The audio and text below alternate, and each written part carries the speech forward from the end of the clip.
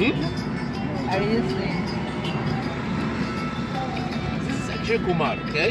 The actor. But the singer is... Yes.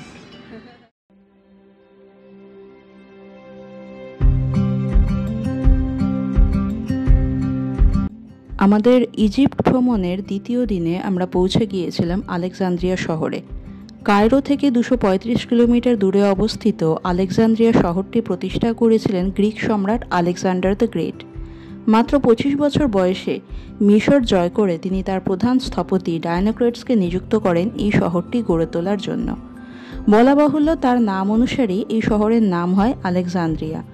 পরে অবশ্য Alexander তার সেনাপতি টলেমির হাতে এই দেশের দায়ভার দিয়ে প্রাচ্যের বাকি দেশ জয়ের অভিযানে বেরিয়ে পড়েন। তবে দুর্ভাগ্যবশত তিনি কখনোই এই শহরে ফিরে আসেননি এবং এই শহরটি গড়ে উঠতেও দেখতে পারেননি, কারণ ভারত অভিযান সেরে দেশে ফেরার পথেই তিনি মারা যান। টলেমির রাজত্বকালে আলেকজান্দ্রিয়া ছিল মিশরের রাজধানী এবং গুরুত্বপূর্ণ সমুদ্র বন্দর, এবং এখনও আলেকজান্দ্রিয়া কায়রোর পরে একটি দ্বিতীয় শহর। এখনও ভূমধ্যসাগরের তীরে অবস্থিত হওয়ায় আলেকজান্দ্রিয়া দেশের একটি ইম্পর্ট্যান্ট পার্ট। টলেমি বংশ 323 থেকে 30 খ্রিস্টপূর্বাব্দ পর্যন্ত রাজত্ব করে এই দেশে। তবে 4th and 5th সেঞ্চুরিতে খ্রিশ্চিয়ানিটি যখন বিশ্বে নিজের প্রভাব বিস্তার শুরু করে, তখন এই দেশে শুরু হয় পেগান, জিউস এবং খ্রিস্টানদের মধ্যে গৃহযুদ্ধ। এর ফলে টলেমিদের রাজত্বে কিছুটা প্রভাব পড়ে। এছাড়াও পরবর্তীকালে রোমানরা মিশর অধিকার করে ফেলায় টলেমি বংশের রাজত্বকাল শেষ হয়। আলেকজান্দ্রিয়ায় পা রেখেই আমরা প্রথমে পৌঁছে গেলাম ক্যাটাকম দেখতে।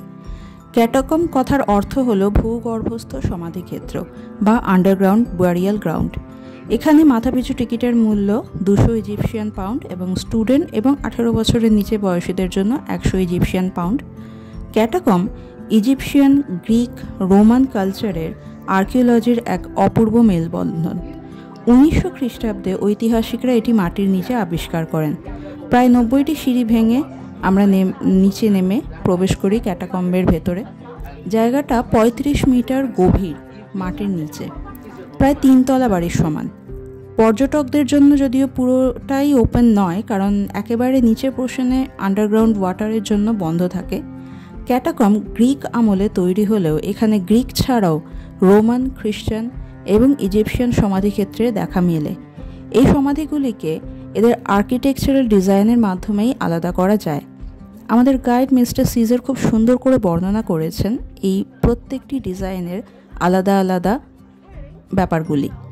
এমনকি দেশের উত্তপ্ত পরিস্থিতিতে, বিশেষত রোমানদের রাজত্বকালে মিশরীয়রা এখানে নিজেদের এবং নিজের গবাদি পশু, ঘোড়া ইত্যাদি লুকিয়ে রেখেছিল। So the Roman still pagans, and they forced the Christian people to give up their religion and worship gods, of Roman. They refused, so they killed them. So they began to escape and hide. When they found this place and no one take care of it after this family had finished, so the Christian began to use it and to hide here and to carve some locales for themselves. If we can see,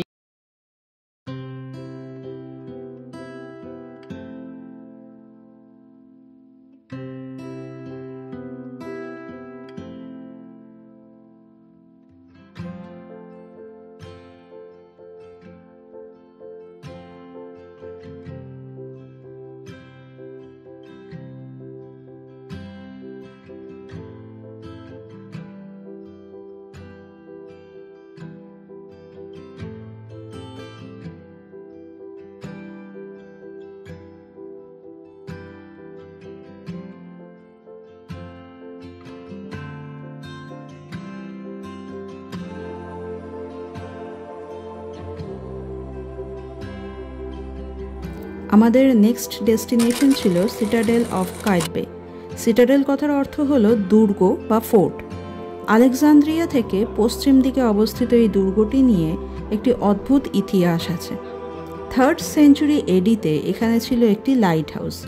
সেই light হাউসটি একসময় পৃথিবীর 7ম আশ্চর্যের মধ্যে একটি ছিল, কিন্তু 1303 খ্রিস্টাব্দে ইজিপ্টে একটি বড়সড় ভূমিকম্প হয় এবং সেই লাইট হাউসটি ভেঙে পড়ে যায় এবং সমুদ্রের তলায় হারিয়ে যায়। 1477 খ্রিস্টাব্দে হজরত মোহাম্মদের জন্মদিন উপলক্ষে সুলতান কায়তবে আলেকজান্দ্রিয়ায় পৌঁছন তার রাজপরিবারকে নিয়ে এবং সেই লাইট হাউসের ধ্বংসাবশেষ খুঁজে পেয়ে নিজের সভাসদদের হুকুম দেন এখানে একটি দুর্গ বানানোর জন্য। 1477 থেকে 1479 পর্যন্ত এই দুর্গ তৈরি করা হয়। আশ্চর্যজনকভাবে এই লাইট হাউসের ভগ্নাবশেষও কিন্তু ব্যবহার করা হয়েছিল সিটাডেল বানানোর জন্য। এই সিটাডেলের মধ্যে পাওয়া গেছে একটি মসজিদ এবং তার মাটিতে যে কারুকার্য রয়েছে তা ছিল মোজাইক। সুতরাং বোঝা যায় যে মোজাইক ডিজাইন বেশ পুরনো ডিজাইন।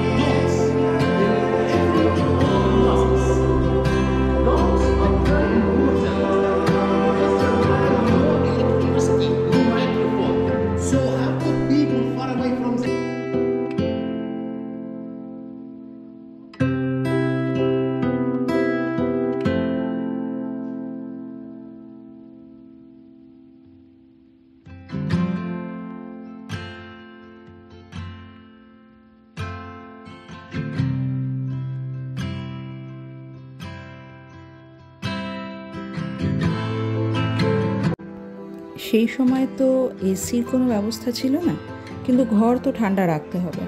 সুতরাং এইখানে আমরা দেখতে পাচ্ছি যে কুয়োটি এটি এমনভাবে তৈরি ছিল যে এর মধ্যে থেকে যে হাওয়াটা বেরোতো সেটা এসির কাজ করে ঘর ঠান্ডা রাখার ব্যবস্থা করা যেত। অ্যামেজিং।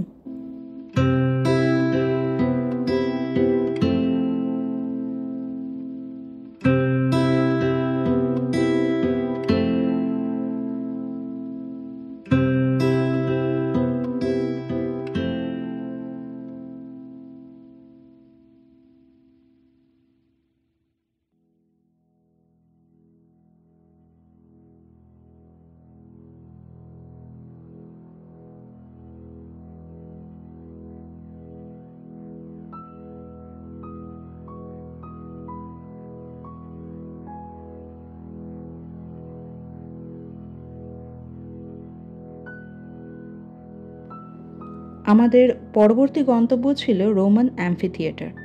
4th সেঞ্চুরি এডিতে রোমানদের রাজত্বকালে এই অ্যাম্ফিথিয়েটারটি তৈরি হয়েছিল। 1960 খ্রিস্টাব্দে এটি মাটির নিচ থেকে আবিষ্কার করা হয়। একসময় বিভিন্ন রাজকীয় অনুষ্ঠান, নাটক, বিচিত্রানুষ্ঠান এখানে অনুষ্ঠিত হতো। বিশাল বড় এই মার্বেল স্থাপত্যটির মার্বেল আনা হয়েছিল আজওয়ান এবং লাক্সার শহর থেকে। রোমের অ্যাম্ফিথিয়েটারের তুলনায় এটি কিন্তু আয়তনে বেশ ছোট।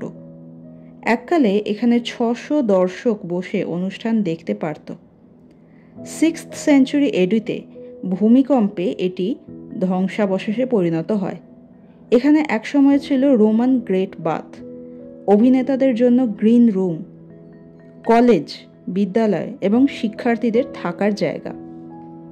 কিন্তু এখন পুরোটাই ধ্বংসাবশেষে পরিণত হয়েছে।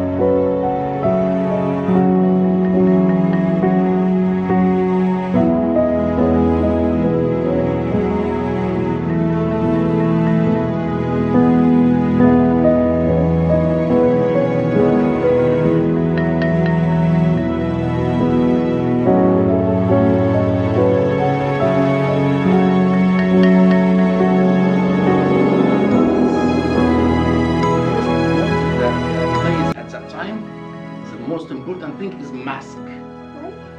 Because you play a character, there were no many actors, okay, maybe 2 or 3, and we will play many characters. So we will change the masks. This is the good man, this is his brother or the evil one. Okay, when I change my mask, I change my character. Okay. Roman amphitheatre দর্শনের সাথে সাথেই শেষ হলো আমাদের আলেকজান্দ্রিয়ার day trip. ফিরতি পথে একটি দোকান থেকে খাবার কিনে গাড়িতেই লাঞ্চ সেরে ফেললাম।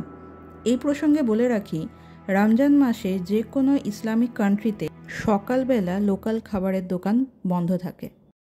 অর্থাৎ যেহেতু লোকাল মানুষরা উপোস করেই থাকেন সারাদিন, সন্ধ্যের পরে তারা দোকান খোলে, তাই বেরোনোর সময় বেশ ভারী ব্রেকফাস্ট করে বেরোনোটাই সমীচীন। হাতে শুকনো খাবারের জোগানও রাখা প্রয়োজন।